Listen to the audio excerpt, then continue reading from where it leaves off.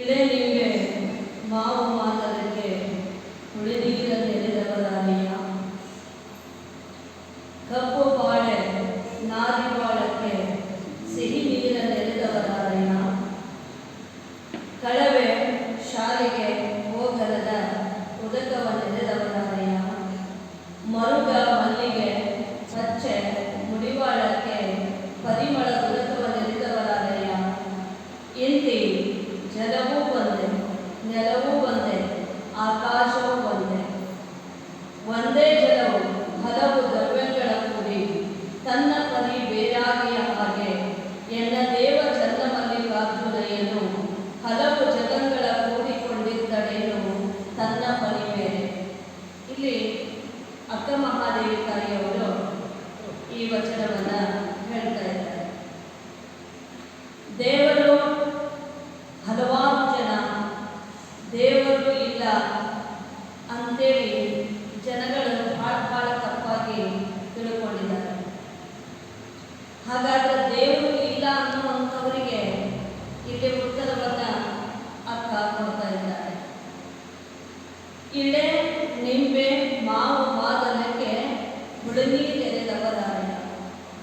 ಹಲವಾರು ಜನ ದೇವರು ಅಂತಿರಲ್ಲ ಅಥವಾ ದೇವರು ಇಲ್ಲ ಅಂತಿರಲ್ಲ. ಹಾಗಾದ್ರೆ ಇಳೆ ಅಂದ್ರೆ ಹುಣಸೆಕಾಯಿ, ಏನಂತೀರಿ? ಹುಣಸೆಕಾಯಿ.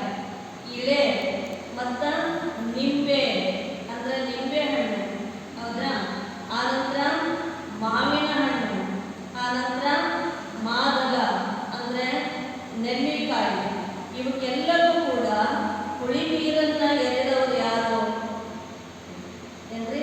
ಅಲ್ಲಿ ಪ್ರಶ್ನೆ ಮಾಡ್ತಾರೆ. ಇವಕ್ಕೆಲ್ಲ ಹುಳಿಯನ್ನು ಇಟ್ಟವ್ರು ಯಾರು? ಹೀಗೆ ಇರಬೇಕು ಇವು ಕಾಯಿಗಳು ಅಂತೇಳಿ. ಹುಳಿ ಎಲ್ಲದರೊಳಗೂ ಇದ್ರೂ ಕೂಡ ಆದರೆ ಒಂದೊಂದರದಾಗ ಒಂದೊಂದು ರೀತಿ ಹುಳಿ ಇದೆ, ಒಂದೇ ರೀತಿ ಹುಳಿ ಇಲ್ಲ. ಮತ್ತೆ ಹುಣಸೆಕಾಯಿ ಒಳಗಡೆ ಬೇರೆ ಟೈಪ್ ಹುಳಿ ಇದೆ, ಏನ್ರಿ?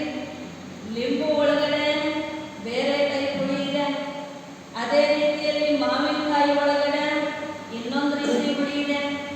ಆ ನಂತರದಲ್ಲಿ ನೆಲ್ಲಿಕಾಯಿ ಒಳಗಡೆ ಇನ್ನೊಂದು ರೀತಿ ಹುಳಿ ಇದೆ. ಹಾಗಾದ್ರೆ ಹುಳಿನೇ ನಿಜ, ಆದರೆ ಬೇರೆ ಬೇರೆ ರುಚಿಕರವಾಗಿರುವಂಥ ಹುಳಿ ಇದೆ, ಹೌದ್ರಿ? ಅಷ್ಟೇ ಅಲ್ಲದೆ ಎಲ್ಲ ಹುಳಿಕಾಯಿಗಳೇ, ಆದರೆ ಬೇರೆ ಬೇರೆ ರೂಪವನ್ನು ಹೊಂದಿದ್ದಾವೆ. ಮಾವಿನಕಾಯಿ ಬೇರೆ ರೂಪವನ್ನು ಹೊಂದಿದೆ, ಹುಣಸೆಕಾಯಿ ಬೇರೆ ರೂಪವನ್ನು ಹೊಂದಿದೆ, ಲಿಂಬುಕಾಯಿ ಬೇರೆ ರೂಪವನ್ನು ಹೊಂದಿದೆ, ನೆಲ್ಲಿಕಾಯಿ ಬೇರೆ ರೂಪವನ್ನು ಹೊಂದಿದೆ. ನೋಡ್ರಿ, ನೋಡಲಿಕ್ಕೂ ಬೇರೆ ರೂಪಗಳದಾವ, ಏನ್ರಿ? ಅದರೊಳಗಿರುವಂಥ ಹುಳಿಯೂ ಕೂಡ ಬೇರೆ ಬೇರೆ ರೀತಿಯಲ್ಲಿ ಇದ್ದಾವೆ. ಆ ನಂತರ ಅವರ ಆಕಾರಗಳೆಲ್ಲವೂ ಕೂಡ ಬೇರೆ ಬೇರೆ. ಹಾಗಾದ್ರೆ ಈ ರೀತಿ ಇಟ್ಟವನು ಯಾರು ಅಂತ ಕೇಳ್ತಾರೆ. ಈ ರೀತಿ ಇಟ್ಟವನು ಜಗತ್ತಿನ ಮೇಲೆ ಯಾರು? ರಾಮ ಇದ್ದಾನೋ, ಲಕ್ಷ್ಮಣ ಇದ್ದಾನೋ, ಹನುಮಂತ ಇದ್ದಾನೋ, ಏನ್ರಿ? ಏನು 36 ಅದಾವೋ 66 ಕೋಟಿ ಅದಾವೋ ನನಗೆ ಗೊತ್ತಿಲ್ಲ, ಅವರದಾರೋ ಯಾರಿದ್ದಾರೆ ಅಂತ ಪ್ರಶ್ನೆಯನ್ನ ಮಾಡ್ತಾರೆ.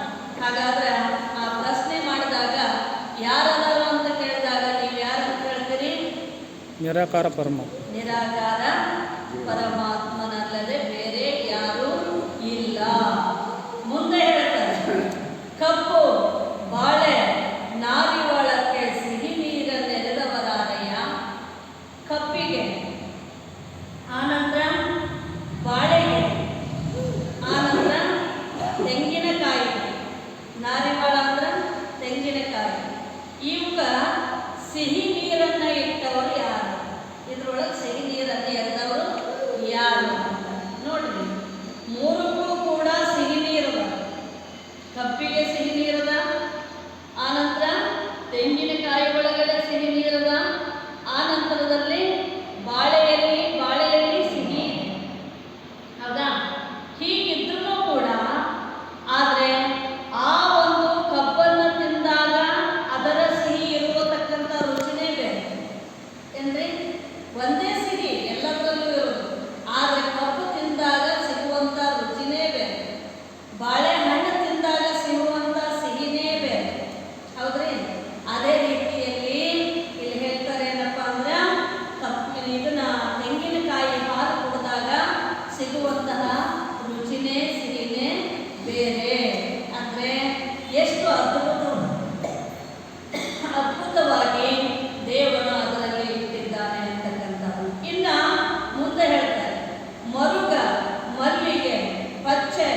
ಮುಡಿವಾಳಕ್ಕೆ ಪರಿಮಳ ಉದಕವನಿರಿದವರಾರಯ್ಯ. ಅಂದರೆ ಇವೆಲ್ಲ ಹೂಗಳು ಏನ್ರಿ, ಮರುಗ, ಮಲ್ಲಿಗೆ, ಪಚ್ಚೆ, ಮುಡಿವಾಳಕ್ಕೆ ಇವೆಲ್ಲ ಒಂದೊಂದು ರೀತಿಯ ಹೂವುಗಳು. ಈ ಹೂವುಗಳ ಒಳಗಡೆ ಪರಿಮಳವನ್ನು ತುಂಬಿದವರು ಯಾರು ಏನ್ರಿ? ಪರಿಮಳ ಒಂದೇ, ಆದರೆ ಒಂದೊಂದು ಹೂವಿನ ವಾಸನೆ ಒಂದು ರೀತಿ ಆಗೇನೆ ಇಲ್ಲ ಏನ್ರಿ, ಬೇರೆ ಬೇರೆ ಅದಾವ. ಮಲ್ಲಿಗೆ ಹೂವಿನ ವಾಸನೆ ತೆಗೆದುಕೊಂಡಾಗ ಒಂದು ರೀತಿ ಅದ, ಸುಗಂಧದ ಹೂವಿನ ವಾಸನೆಯನ್ನು ತೆಗೆದುಕೊಂಡಾಗ ಅದೊಂದು ರೀತಿ ಅದ, ಹೌದಾ? ಆ ನಂತರ ಇದನ್ನ ಏನಪ್ಪ ಅಂತಂದ್ರೆ ಮತ್ತೆ ಪರಿಮಳದ ಹೂವುಗಳು ಯಾವ್ಯಾವ ಅದಾವೋ ಅವೆಲ್ಲವನ್ನು ತೆಗೆದುಕೊಡ್ರಿ, ಅವೆಲ್ಲವೂ ಕೂಡ ಏನಪ್ಪ ಅಂದ್ರೆ ಬೇರೆ ಬೇರೆ ಬೇರೆ ಬೇರೆ ಬೇರೆ ಟೈಪ್ ಪರಿಮಳ ಇದಾವೆ. ಹಾಗಾದ್ರೆ ಇವರೊಳಗ ಪರಿಮಳವನ್ನು ಇಟ್ಟವನ್ ಯಾರು? ಅಷ್ಟೇ ಅಲ್ಲದೆ ಇದು ಇಂಥದೇ ಹೂವು ಅಂತ ನಮಗೆ ಗುರುತ ಸಿಗ್ಲಿಕ್ಕೆ ಆಕಾರವನ್ನು ಇಟ್ಟವನ್ ಯಾರು ಅಂತ ಕೇಳಿದಾಗ ಅವನು ಯಾರಾಗ್ತಾನೆ? ಪರಮಾತ್ಮನಾಗ್ತಾನೆ ಅನ್ನುವಂಥದ್ದು. ಮುಂದೆ ಹೇಳ್ತಾರೆ, ಇಲ್ಲಿ ಜಲವು ಒಂದೇ, ನೆಲವು ಒಂದೇ, ಆಕಾಶವು ಒಂದೇ. ಏನ್ರಿ?